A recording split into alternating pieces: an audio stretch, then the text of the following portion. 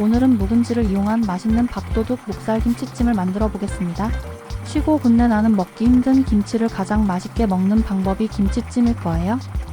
양념장은 물 600ml, 설탕 1큰 숟가락, 고춧가루 1큰 숟가락, 다진 마늘 1큰 숟가락, 새우젓 1큰 숟가락, 참치액 1큰 숟가락, 잡내를 잡아줄 미림 2큰 숟가락을 넣고 깔끔한 맛을 위해서 고운 채에 걸러준 김치국물 200ml를 넣어주세요.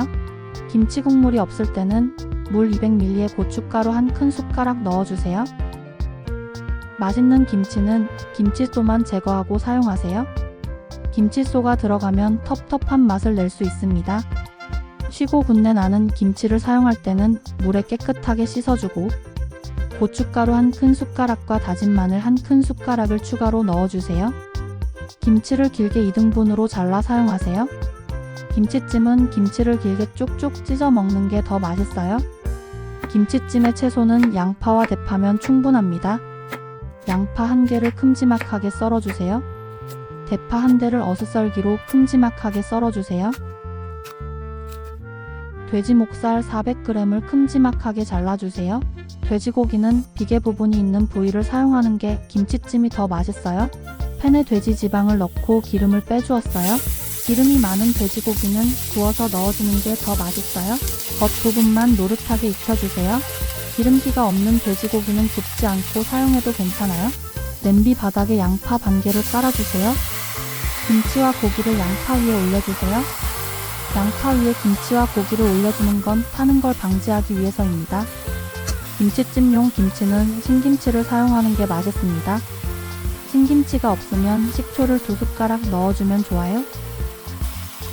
만들어둔 양념장을 모두 넣어주고 끓여주세요.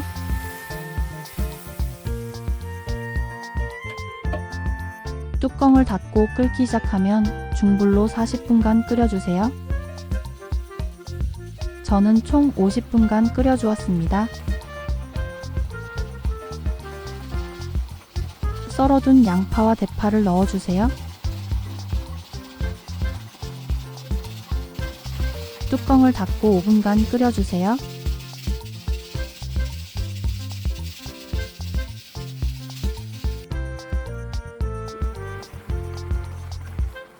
(5분) 후에 마무리 양념을 해주세요. 들깨가루 1큰 숟가락을 넣어주세요. 들기름 1큰 숟가락을 넣어줍니다. 후춧가루 반 작은 숟가락을 넣어주고 뚜껑 닫고 끓으면 완성입니다. 끓이는 시간은 기호에 따라 조절해주세요. 부드러운 김치와 고기를 원하면 1시간 정도 끓여줍니다. 아삭한 김치를 원하면 고기를 먼저 20분간 끓여주고 김치를 나중에 넣고 30분간 끓여주세요. 그럼 고기는 부드럽고 김치는 아삭한 식감이 좋아요.